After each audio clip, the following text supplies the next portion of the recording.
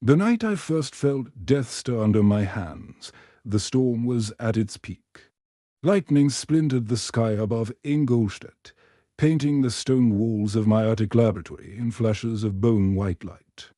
Rain beat the windows, rattling their panes in a fury that seemed almost alive. And through that chaos, I bent over the table, staring at the thing I had assembled from graveyard scraps. Every rational voice in my mind screamed to stop, to burn it, to erase what I had done before it could draw a breath. But another voice, quieter, sharper, filled with hunger, drowned out all else. The voice of discovery, of obsession. I told myself it was for science, for mankind, for the conquest of death itself. But in truth, it was for me. I wanted to play God. The figure lay still beneath the soaked sheet, tall, grotesquely tall, limbs stitched with black sutures that trailed like spider legs across pale skin. I had robbed corpses for months, stealing fragments of beauty where I could, the strength of a butcher's arms, the symmetry of a scholar's skull, the delicate hands of a young violinist. But together, the parts were monstrous. I told myself it would be different once life filled him, once soul joined flesh. I told myself I would see the man I imagined, not the corpse I had sown. Yet even then, as thunder split the heavens, I could not shake the unease, because the thing looked less like a man waiting for life and more like one pretending to sleep. I checked the copper wires once more, each coiled tight round iron bolts that pierced the slab. Above us, the lightning rod jutted through the roof, quivering with every charge of the storm. All that remains, I whispered to no one, is the spark. My hands trembled as I adjusted the final switch. The coils thrummed, the air itself vibrating with a low growl. Sparks leapt, danced across the instruments. The smell of ozone filled my lungs, sharp and bitter.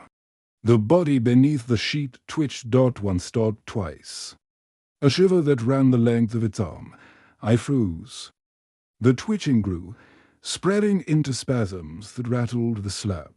The sheet shifted with the movements beneath, rising and falling like a breath not yet steady. Lightning crashed. My machine shrieked, and with a final jolt, the thing sat up for a moment.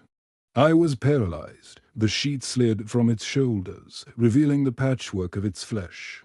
Pale and waxen, beads of sweat glistening where life forced blood into veins. Its chest heaved, expanding with a ragged, gasping inhale, the sound of a drowned man breaking the surface of black water. It turned its head toward me, and its eyes opened. They were not the glassy eyes of a corpse, nor the soft eyes of a newborn.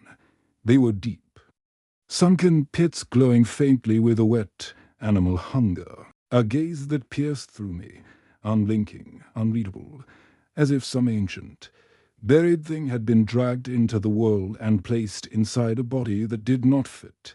My triumph should have roared. But all I felt was dread. The creature tried to stand. Its movements were unsteady, jerking, as though every bone rebelled against its own sinew. Still, it rose 7 feet of grotesque proportions, towering over me, shadow blotting the candlelight. It made a sound then, a low groan, wet and broken. Something between a child's whimper and a man's death rattle. It reached toward me with its thin, trembling fingers. I stumbled back.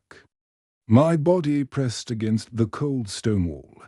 My breath came quick, sharp, fogging in the air. This was no man, no miracle. This was blasphemy given breath. I shouted at it, words I can barely remember. Stay back. Don't touch me. My voice cracked, pitiful against the thunder. The thing stopped. Its head tilted to one side, bird-like, studying me. A flicker crossed its ruined features, a glimpse of confusion. Or was it sorrow? For one awful heartbeat, I almost believed it felt. Then lightning tore the sky again, and I saw its face clearly. The stitches, the scars, the raw, uneven seams of human parts forced into one. The mouth sagging with an expression that looked almost human, but not enough. Not enough to be anything but horror. And that was when terror settled into my bones. Because I realized it was not merely alive. It knew me. The storm began to quiet, but the silence it left was worse. Each drip of rain echoed through the chamber. The machine crackled down into silence, coils smoking. The creature stood in stillness. Eyes fixed on me, chest rising with breath it should not have. The air pressed heavy between us.